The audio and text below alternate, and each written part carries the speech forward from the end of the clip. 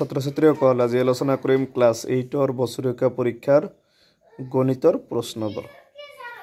1 number প্ৰশ্ন দিছে তলৰ কোনটো অভেদ। গতিকে অপচন এ দিয়া আছে 2x + 5 = x, বি দিয়া আছে a + b whole square = a square + 2ab + b square, C number x + b = 0, D number x/2 = 6x। ইয়াত শুদ্ধ উত্তৰটো হ'ব বি নম্বৰটো। পি নম্বৰ প্ৰশ্ন দিছে 2 নম্বৰ প্ৰশ্ন পি টকাৰ বছৰি 8% মিশ্ৰ সুতৰ হাৰত n বছৰৰ সুতমূল এ হ'ব। অপচন এ দিয়া আছে a = p1 + r/100 to the power n, B number a = p1 + r/100, C number a = p1 + r/100 power k আছে 10, ডি নম্বৰ a = p-1 -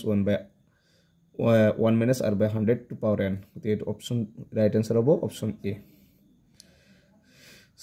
3 নম্বৰটো তলৰ কোনটো এটা ত্ৰিমাত্ৰিক চিত্ৰ। অপচন এ আছে বৃত্ত, বৰ্গ, ঘনক, আয়ত। ইয়াৰ শুদ্ধ উত্তৰটো হ'ব ঘনক। 4 নম্বৰ আয়তাকাৰ পিৰামিডৰ তলৰ সংখ্যা তলৰ কোনটো 5 6 7 8। অপচন এ ৰাইট আনসাৰ।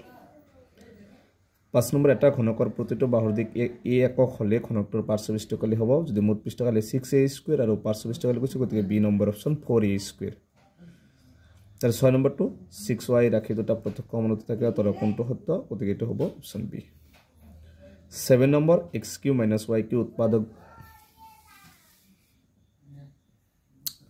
আয়তাকাৰ পিৰামিডৰ এইটো তলত আছিল 5 হ'ব আৰু 5 নম্বৰটো হ'ব 4a² বি নম্বৰ, 6 নম্বৰটো হ'ব বি আৰু 7 নম্বৰ প্ৰশ্নত হ'ব x³ - y³ উৎপাদক বিশ্লেষণ কৰিলে কোনটো ইয়াৰ শুদ্ধ উত্তৰ হ'ব। ইয়াৰ শুদ্ধ উত্তৰটো হ'ব অপচন ডি ৰাইট আনসাৰ। তাৰ পিছত 8 নম্বৰ কৈছে 4x² y আৰু 6xy ৰ গসাউ হ'ল। ইয়াৰ শুদ্ধ উত্তৰটো হ'ব 2xy। 9 নম্বৰ 2 4 বিন্দুটোৰ ভুজ হ'ল। ইয়াত ভুজ কোনটো হ'ব। ভুজ হতাই x অক্ষটো আৰু যদি কোটিও কয় তেতিয়া y অক্ষটো। যে ভুজ কৈছে y x অক্ষটো কি আছে 2। গতিকে অপচন এ টো ৰাইট আনসাৰ। 10 নম্বৰ প্ৰশ্নটো কৈছে দুটা অংক বিশিষ্ট সংখ্যা এটাৰ দশকৰ স্থানৰ অংক a আৰু এককৰ স্থানৰ অংক b হলে সংখ্যাটো হ'ব। গতিকে ৰাইট শুদ্ধ উত্তৰটো হ'ব বি অপচন বি টো right answer 10b + a। So উত্তৰ দিয়া যিকোনো 10টা কৈছে 20% দশমিকত এইটো কি কৰিবা 20 তলত কি হ'ব 100% থাকিলে 9 কেনসেল। গতিকে এইটো কি হ'ব 0.2। তাৰ পিছত কৈছে √2x + 1y বহুপদটো হয়নে। এইটো বহুপদ কি নহয়। সি নম্বৰটোত শতকৰা লাভ ইকুৱেল লাভ বাই কিনা দাম ইনটু কি হ'ব 100। তাৰপিছত সূত্ৰ দি আছে চলক কাক বোলে বিভিন্ন ধৰণৰ বহুপদ আকৃতিৰ তলেৰে আগুৰা গোটা আকৃতিবোৰক কি বোলে এইবিলাক চাবা। তাৰপিছত চুঙা এটাৰ বক্ৰ পৃষ্ঠকালি সূত্ৰটো হৈছে 2πr/h, বৃত্তৰ পৰিধিৰ সূত্ৰটো হৈছে 2πr এনেকৈ চাবা। তাৰপিছত আছে h নম্বৰটোত আছে 2 4 8 16 ৰাখিছা এইটো সমানুপাতত আছে নে নাই এইটো পৰীক্ষা কৰি চাবা। আৰু a নটৰ মান সদায় মনত ৰাখিবা 1 আৰু j নম্বৰ মূল বিন্দুৰ স্থানাংক কি হ'ব 0,0। তাৰপিছত কে নম্বৰ আছে 73 সংখ্যাটোক সাধাৰণ ৰূপত লিখা। তাৰপিছত আছে এল নম্বৰ তৃতীয় চক এটা থকা বিন্দুৰ স্থানাংক আৰু কি হ'ল -6y শুদ্ধ নে অশুদ্ধ। গতিকে মনত ৰাখিবা তৃতীয় চকত থাকিলে দুটা কি হ'ব মাইনাছ হ'ব। গতিকে এইটো কি হ'ব অশুদ্ধ। তাৰপিছত এইটো আছে 12 নম্বৰ প্ৰশ্নত উত্তৰ লিখা 6 300% মান। এইটো কি কৰিবা মান ওলাবা। এইটো কিতাপত কৰা আছে কিতাপৰ প্ৰশ্ন একদম।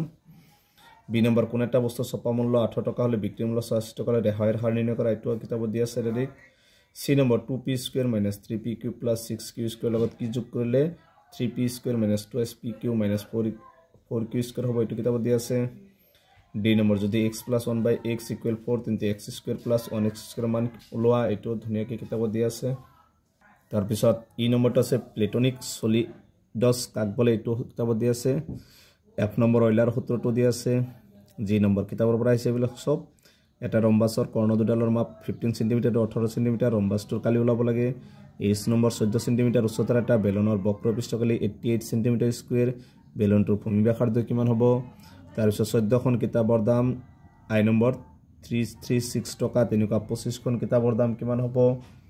তাৰপিছত জে নম্বৰ x আৰু y ব্যস্ত সমানুপাতিক হ'লে তলৰ তালিকাখন পূৰণ কৰা। গতিকে ইয়াত কি আছে 1/3। গতিকে ইয়াত কি হ'ব 20 হ'ব আৰু ইয়াত 20ৰ পিছত কিমান হ'ব 10। তাৰপিছত ওপৰত কিমান হ'ব 8 8ৰ পিছত কিমান হ'ব 10। তাৰপিছত 10 ৰ পিছত কিমান হ'ব 5 তাৰে 5 16 গুণ 80 10 7 গুণ 80 হ'ব 8 10 গুণ 80 4 20 গুণ 80 কটাইটা মানে 1 কি হ'ব 80 হ'ব আৰু কাটাৰি কৰিলে 1/2 হ'ব তাৰপিছত কৈছে কে নম্বৰ a স্কয়াৰ ইকুৱেল 100 ৰ উৎপাদক বিশ্লেষণ এটো এনেকৈ কৰিবা a স্কয়াৰ 11 ৰ 100 বৰ্গমূল 11 স্কয়াৰ তাৰপিছত কি হ'ব এটো a স্কয়াৰ - b স্কয়াৰ 70 কৰিছে এটো 70 a + b a + b মানে 11 আৰু কি হ'ব a - b মানে 11 এটো হৈছে কে নম্বৰ আনসাৰ তাৰপিছত এটো l নম্বৰ এটো আছে 16 নম্বৰ লেসনৰ পৰা আহিছে 7a স্কয়াৰ + 14a হৰণ a - 2 তো আহিছে তাৰপিছত 70 লিখা মূল বিন্দু কাক বলে আৰু x অক্ষ কাক বলে n নম্বৰ এটোৱে লাস্ট লেসনৰ পৰা আহিছে নাইবা আহিছে হেফৰ লেসনটোত তাৰপিছত o নম্বৰটো হৈছে 139ক সাধাৰণ ৰূপত লিখা তাৰপিছত সবা 13 নম্বৰ এইবিলাক তো 5 নম্বৰ লেসন নেকি abcd এটা বৰ্গ অঙ্কন কৰা যাতে ab = 6.4 cm